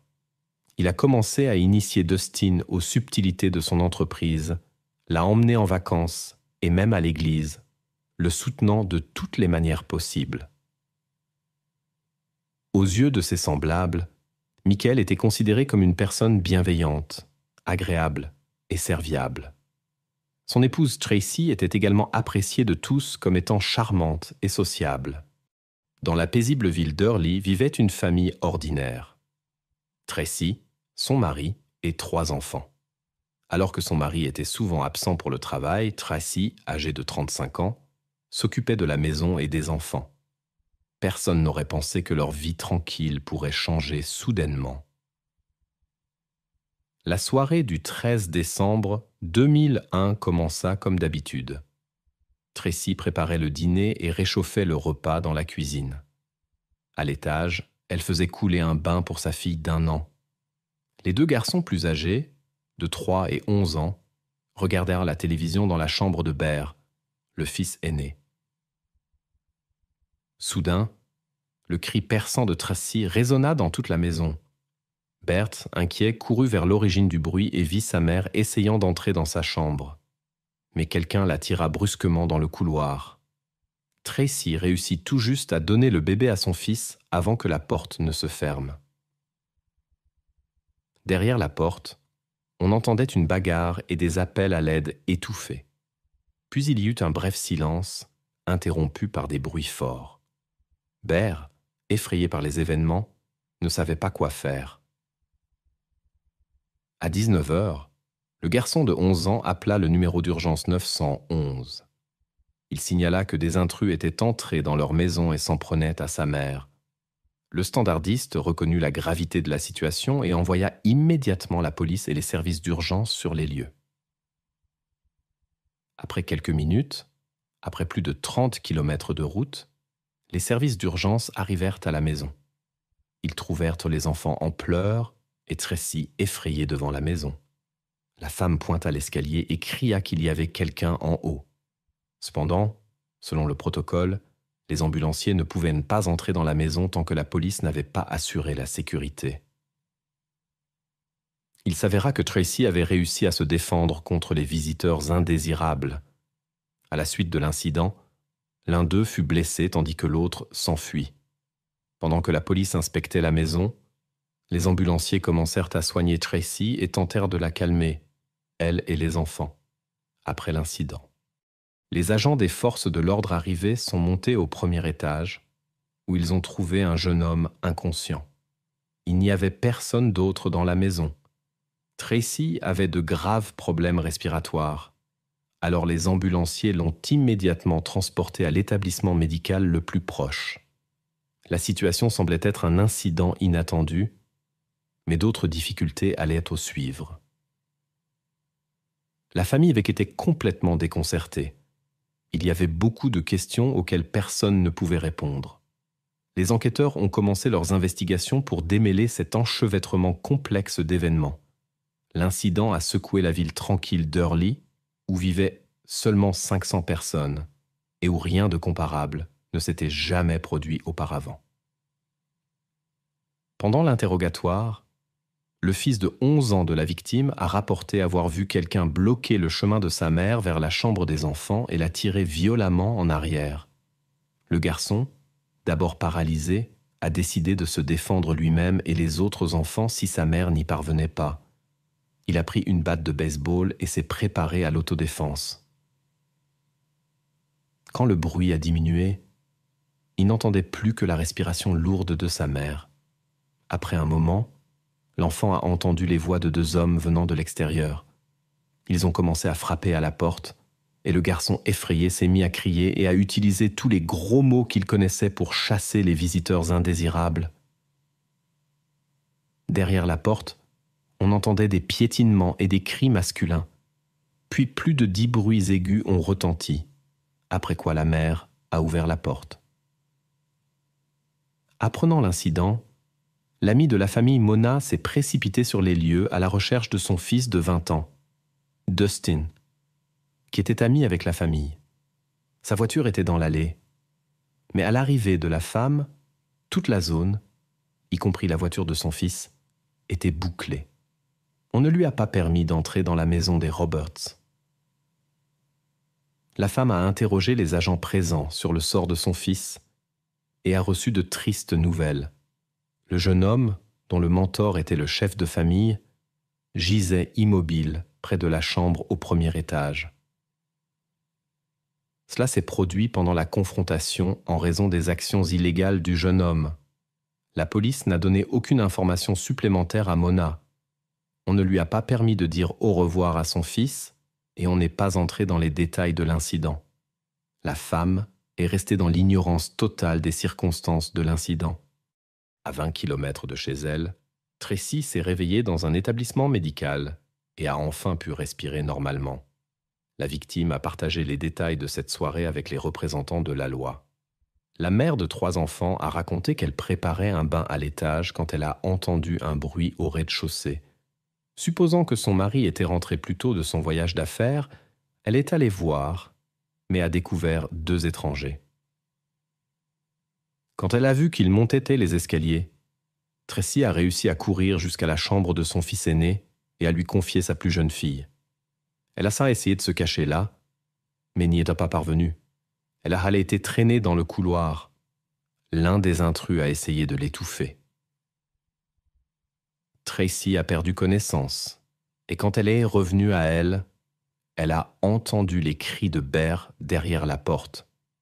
Elle a reconnu son opportunité d'agir et s'est précipitée vers l'armoire à armes près du lit, dans la chambre principale. Les poursuivants l'ont rattrapée, mais comme par miracle, la femme a réussi à ouvrir le coffre-fort, à sortir l'objet d'autodéfense et à l'utiliser. Tracy ne pouvait pas voir les intrus à cause de la fumée après l'utilisation de l'arme, mais elle a entendu quelqu'un s'enfuir de la maison. En conséquence, l'un des jeunes hommes gisait inconscient, l'autre avait disparu. En entendant les voix effrayées des enfants, la femme est allée à la chambre de son fils. Quand elle a ouvert la porte, elle a tout juste évité la batte de baseball de son fils, qui essayait de se défendre. Heureusement, les enfants allaient d'eau bien. Quand la fumée s'est dissipée dans la chambre, Tracy a vu Dustin, 20 ans, allongé sur le sol, qui était conscient. Selon son témoignage, le jeune homme a commencé à se lever, et elle, en état de choc et armée, lui a ordonné de rester sur place. Elle a crié de ne pas bouger, mais Dustin, le fils de son amie Mona, n'a pas obéi. Il a commencé à se lever et à se diriger vers elle. Par peur pour sa sécurité et la vie des enfants, elle a utilisé l'objet d'autodéfense, après quoi Dustin a cessé de bouger. Aucune trace du second intrus n'a été trouvée. Ce jour-là, Dustin est apparu de manière inattendue à la maison des Roberts. Quand il a appris que le mari de Tracy n'était pas là, il n'a pas quitté la véranda pendant longtemps et a montré un comportement étrange.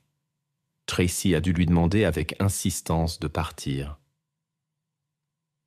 Plus tard, Tracy a décrit le second impliqué dans l'incident. Un homme grand d'environ 30 ans aux cheveux foncés dont elle n'a pas pu reconnaître le visage. Ce soir-là, son mari Michael était en voyage d'affaires à Minneapolis. La situation semblait inexplicable. Pourquoi Dustin, à qui Michael avait accordé son soutien, était-il dans leur maison avec un inconnu? Tracy était très inquiète, car elle savait que le second impliqué dans l'incident n'avait pas encore été trouvé. Elle avait peur de rentrer chez elle et de rester seule. La police n'a pas pu trouver le second homme pendant longtemps, car il n'avait qu'une description vague de Tracy. Les enquêteurs ont examiné l'entourage de Dustin pour découvrir qui aurait pu être avec lui dans la maison des Roberts. Beaucoup admiraient les actions de Tracy et la considéraient comme une héroïne. Son histoire a attiré l'attention nationale. Tracy a donné plusieurs interviews. Devant la caméra, elle et Michael se sont tenus la main et elle a dit calmement « J'ai fait ce que je devais faire pour protéger ma famille. » Le public l'a applaudi. Beaucoup considérèrent ses actions comme justifiées. Tracy a fait preuve de courage en protégeant non seulement elle-même, mais aussi les enfants. On l'a comparée à une mère ours protégeant ses petits. Tracy s'est efforcée de garder son calme et de prendre soin de sa famille. Elle espérait que les forces de l'ordre trouveraient bientôt des réponses à toutes les questions et restaurèrent le sentiment de sécurité dans sa maison. Cependant, les enquêteurs étaient habitués à remettre en question toutes les déclarations. Ils ont commencé à analyser soigneusement toutes les circonstances de l'incident, car l'histoire de la femme qui avait dû se défendre ne leur semblait pas tout à fait convaincante. Plus les officiers plongeaient dans les dossiers de l'affaire, plus les questions surgissaient. Malgré le large soutien public à Tracy, ce qui s'était passé était un véritable choc pour certaines personnes. La mère du jeune homme qui était au centre de ces événements traversait le moment le plus difficile de sa vie. Ce qui s'était passé lui avait littéralement brisé le cœur. Pour elle, tous les détails de l'incident rapporté par Tracy semblaient n'avoir aucun sens. La mère pensait constamment à cette fatidique soirée et essayait de comprendre ce qui était réellement arrivé à son fils. À ce moment-là, la mère du jeune homme, Mona, donnait des interviews aux journalistes. Elle était déconcertée par l'incident et ne pouvait pas croire ce qui s'était passé. Dustin n'était pas agressif, au contraire. C'était un bon garçon, a dit Mona. Il n'a jamais montré d'hostilité envers les autres et n'a pas eu de problème avec la loi. Il n'y avait aucun signe qu'il puisse se comporter de manière agressive envers la famille Roberts. Cependant, Dustin avait des difficultés d'adaptation sociale et visitait même un psychologue avec sa mère. Il avait du mal à se faire des amis à l'école. Ses pairs se moquaient souvent de lui et ne l'invitaient pas aux fêtes.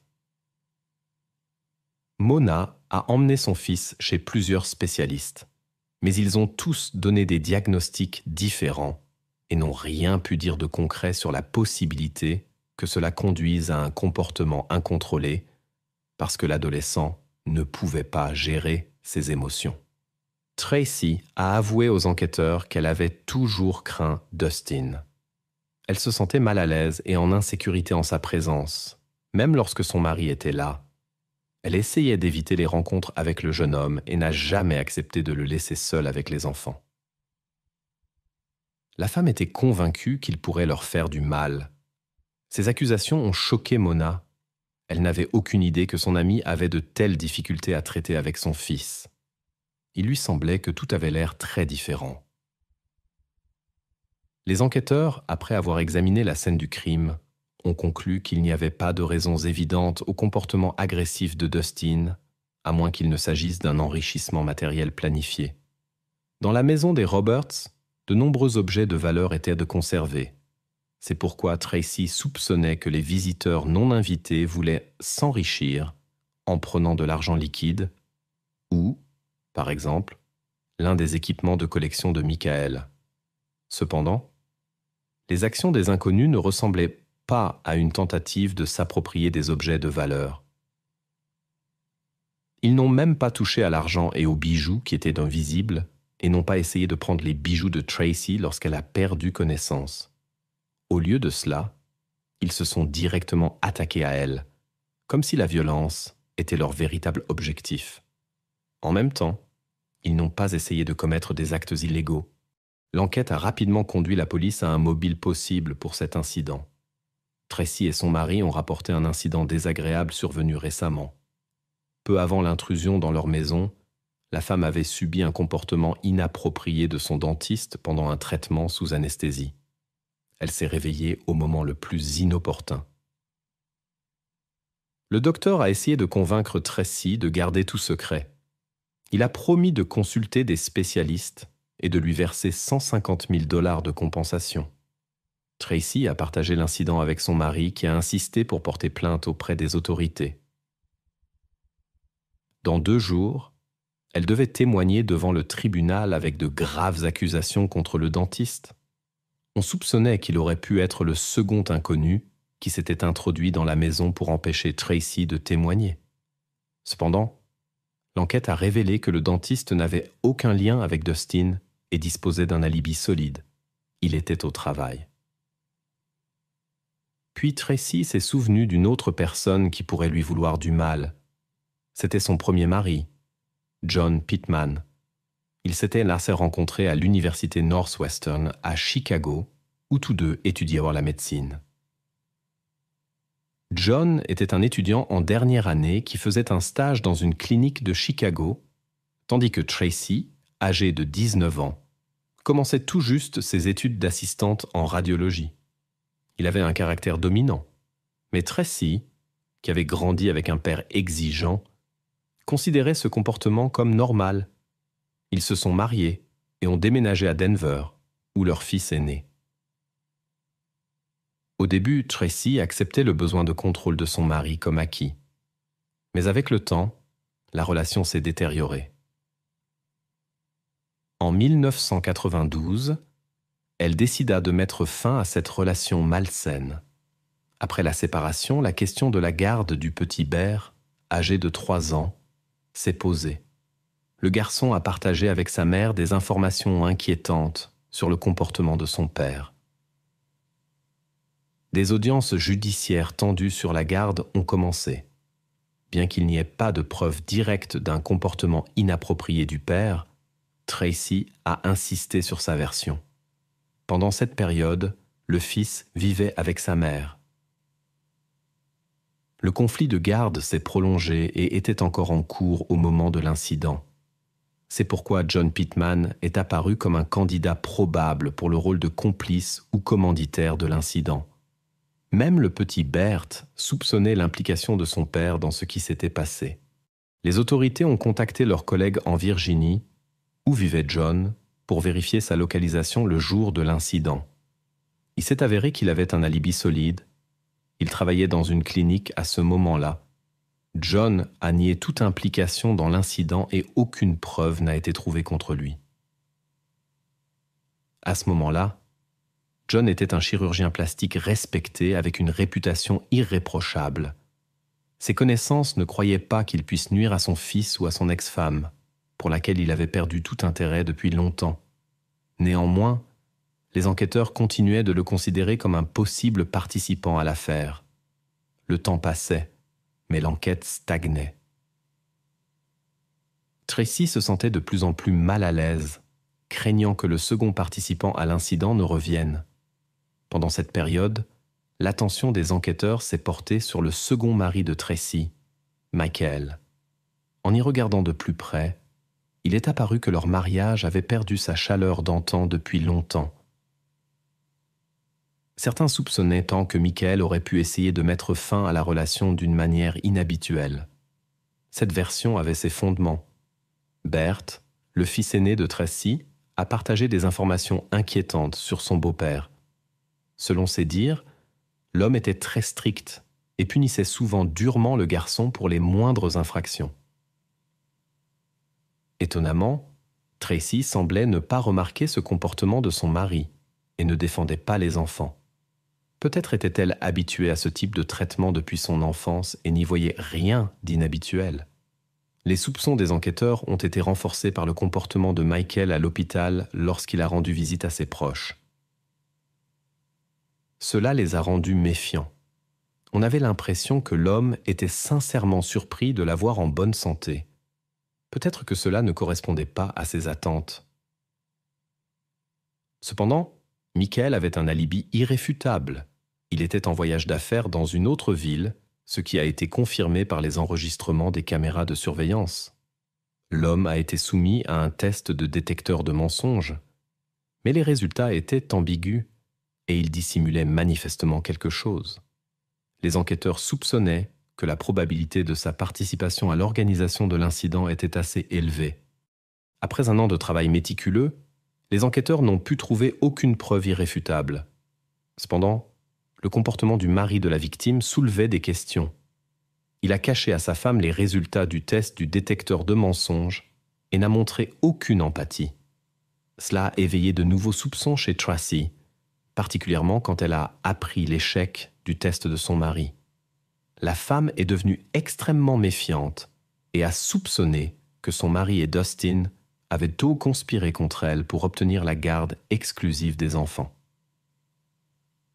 Tracy a partagé ses craintes avec le shérif et a mentionné les paroles de Michael sur une conspiration pendant son sommeil.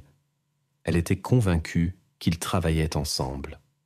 Les enquêteurs ont commencé à examiner Michael de plus près et ont découvert que son entreprise informatique était au bord de l'effondrement et qu'il était endetté. Le couple avait des polices d'assurance élevées, ce qui a conduit à soupçonner que le mari aurait pu recourir à des mesures extrêmes pour résoudre ses problèmes financiers. De plus, il était ami avec Dustin et aurait théoriquement pu persuader le jeune homme d'aider. Cependant, ce n'étaient que des suppositions sans preuve tangible de l'implication de Michael. Pendant ce temps, la relation des époux Roberts s'est détériorée. En l'an 2004, 3 ans après l'incident, leur mariage a été dissous à l'initiative du mari. Cependant, les autorités n'avaient toujours pas de base pour arrêter le commanditaire présumé. Après le divorce, Tracy a déménagé avec les enfants à Omaha, a changé de travail et même son nom. Elle s'est cachée par peur que les événements ne se répètent. Mona, la mère de Dustin, a également déménagé dans une autre ville avec ses filles. Mona était émotionnellement épuisée, mais a juré de restaurer la réputation de son fils. Elle réfléchissait constamment à ce qui s'était passé et aux raisons de l'apparition de Dustin dans la maison de Tracy. La mère refusait de croire que son fils puisse nuire aux personnes qui étaient ses mentors. Le jeune homme appréciait beaucoup la relation avec cette famille en raison de ses problèmes de socialisation et était reconnaissant envers Michael pour son soutien. Mona prévoyait même de déposer une plainte pour tenir Tracy responsable et découvrir la vérité sur cette nuit-là. Ses avocats ont commencé leurs propres enquêtes et ont remarqué des incohérences dans les déclarations de la victime. Dans une version, Tracy affirmait avoir reconnu Dustin immédiatement. Dans une autre, elle disait avoir déterminé son identité plus tard. Elle décrivait également sa position au moment de l'acte différemment. En raison de ces incohérences, les avocats ont soupçonné que l'histoire de Tracy pourrait ne pas être véridique. La veille de Noël, la mère de Dustin est allée faire des courses pour les fêtes. Elle a appelé à la maison pour savoir si son fils s'était levé, car il avait un rendez-vous important. La fille a informé que Dustin était déjà parti.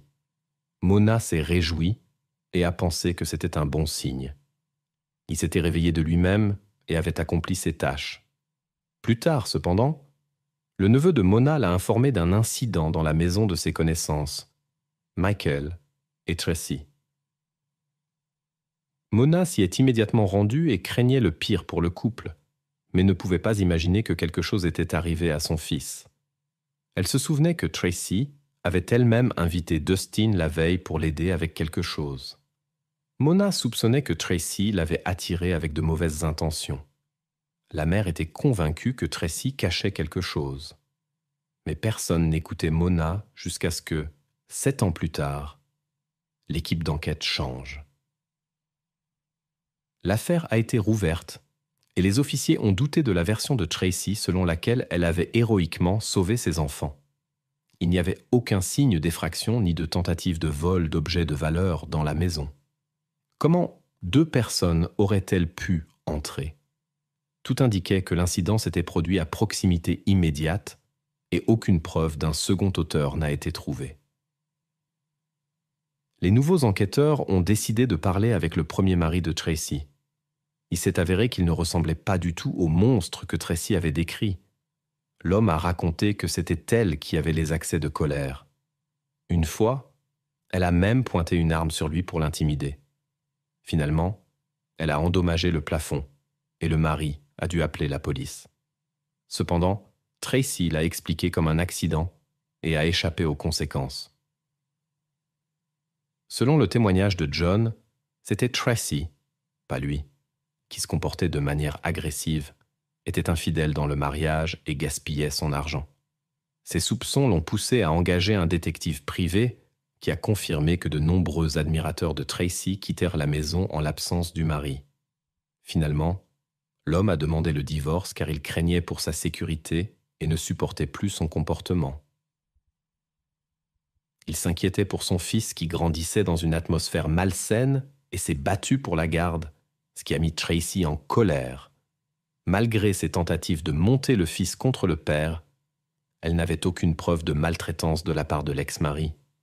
Elle a compris que les chances de l'ex-mari d'obtenir la garde étaient plus élevées, et c'est peut-être ce qui l'a poussée à des actions désespérées pour diffamer John. L'histoire du dentiste, accusé de comportement inapproprié, a pris un tournant inattendu. Il s'est avéré qu'il avait en fait reçu pendant longtemps une attention non désirée d'une patiente. Le médecin avait des preuves, des enregistrements vidéo des caméras de surveillance du cabinet. Fait intéressant, Tracy, en l'apprenant, a retiré sa plainte contre le dentiste la veille de l'incident. Son second mari, Michael, qu'elle avait accusé de comportement agressif après leur séparation, a également réfuté ces allégations lors de sa conversation avec les enquêteurs. Il a parlé de son côté de l'infidélité de sa femme et de son caractère difficile. Michael a supporté la situation à cause des enfants, mais a finalement divorcé. Il a admis avoir été un père strict, mais a nié toute accusation d'agression envers sa femme et ses enfants. Selon ses dires, Tracy montait les enfants contre lui. Après le divorce, l'homme a déménagé en Californie et s'est concentré sur son entreprise, dans laquelle il a réussi. L'impression s'est créée que la femme avait diffamé tous ceux autour d'elle, essayant de se présenter comme une victime des actions des hommes dans son entourage. Mais la réalité s'est avérée différente. Les enquêteurs doutaient de la véracité du récit de Tracy concernant les événements du 13 décembre 2001.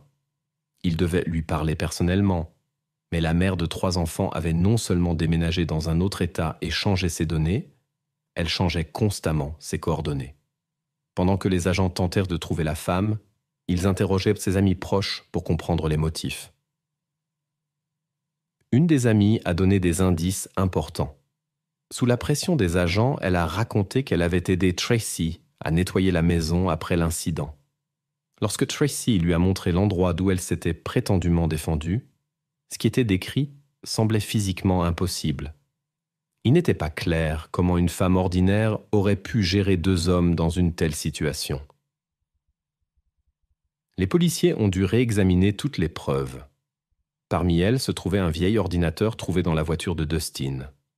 Tracy le considérait comme la preuve principale d'une tentative d'avantage matériel, car l'équipement appartenait à son mari. Mais il n'était pas clair pourquoi Dustin avait pris précisément cela, alors qu'il y avait dans la maison des choses plus précieuses et plus compactes qui étaient plus faciles à emporter. Par exemple, de l'argent et des bijoux à des endroits visibles. Sur le siège avant de la voiture de Dustin, ils ont trouvé un carnet rose contenant un plan du crime, supposément écrit peu avant l'incident. Il y était question d'une mission contre Tracy Roberts, de la part de son premier mari, John Pittman. Mais dans les notes, il y avait trop de détails que le jeune homme ne pouvait pas connaître à l'avance. Il semblait que Dustin avait écrit sous la dictée ou sous la contrainte. La mère de Dustin n'a pas reconnu ce carnet. Il était rose, plutôt comme un carnet de femme. Et Dustin n'aimait pas cette couleur et n'en aurait jamais acheté un. De plus, il ne tenait aucun journal. Dans le carnet, il n'y avait pas d'autre note que le plan, comme s'il avait été acheté spécifiquement pour cela. Le soupçon est né que Tracy aurait pu donner ce carnet au jeune homme pour mettre en scène l'incident. Les enquêteurs ont révisé leur position sur l'incident. Ils ont conclu que le jeune homme, précédemment considéré comme l'agresseur, était en réalité victime d'une tromperie. Il était naïf et crédule, ce dont Tracy a profité. À cette époque, la femme avait déjà des problèmes dans son nouveau lieu de résidence dans le Nebraska. Les autorités locales la soupçonnaient de falsification de documents et d'avoir fourni de fausses informations sur elle-même. Cela a conduit à une perquisition de son appartement. Après une décennie, les enquêteurs ont pu reconstituer le déroulement des événements. Le 27 juillet 2011, ils ont arrêté la femme qui était auparavant considérée comme une héroïne protégeant ses enfants.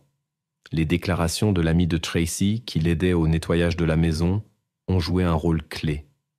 Elle connaissait l'existence d'un carnet contenant la prétendue confession de Dustin. Les enquêteurs ont découvert que ces écrits avaient été créés sous la dictée de Tracy. Aucune trace de lutte n'a été trouvée dans la maison.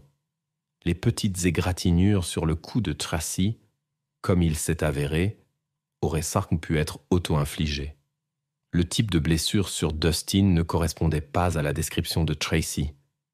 L'affirmation qu'il aurait essayé de se lever semblait incroyable. De telles blessures étaient incompatibles avec la vie.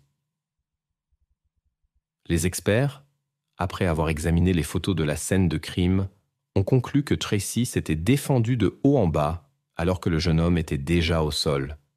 Cela contredisait la version de Tracy sur la légitime défense. Elle avait utilisé l'outil alors qu'il était déjà immobile. Néanmoins, la défense a insisté sur le fait que Tracy protégeait ses enfants. C'était une histoire convaincante visant le jury. Les avocats ont affirmé que la plupart des preuves étaient circonstancielles.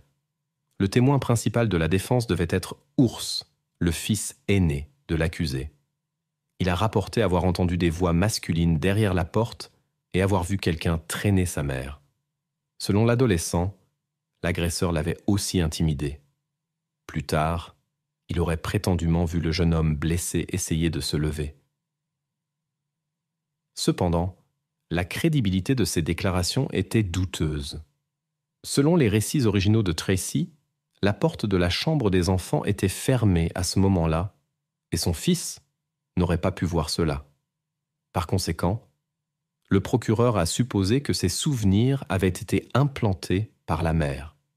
Le procureur a affirmé que l'accusé avait décidé d'éliminer Dustin pour accuser son conjoint, obtenir la garde exclusive des enfants et le contrôle total des finances.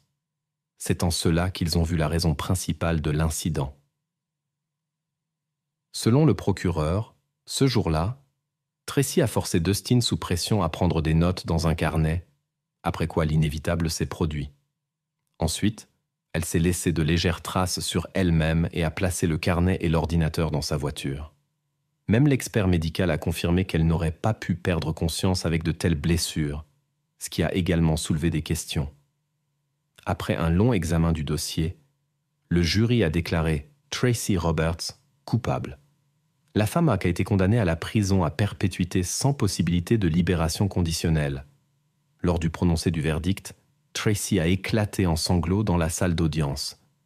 Mais personne n'a cru à ses larmes, qui n'existaient pas en réalité. La femme jouait encore la comédie. Bert a été le plus durement touché par ces événements. Il était convaincu que sa mère avait sauvé la vie de tous ses enfants cette froide nuit-là et qu'elle était injustement emprisonnée. Il continue de lui rendre visite et de la soutenir jusqu'à aujourd'hui. Après quelques années, le second mari de Tracy a récupéré ses enfants avec l'autorisation des services de tutelle et est retourné dans son Australie natale avec sa nouvelle épouse.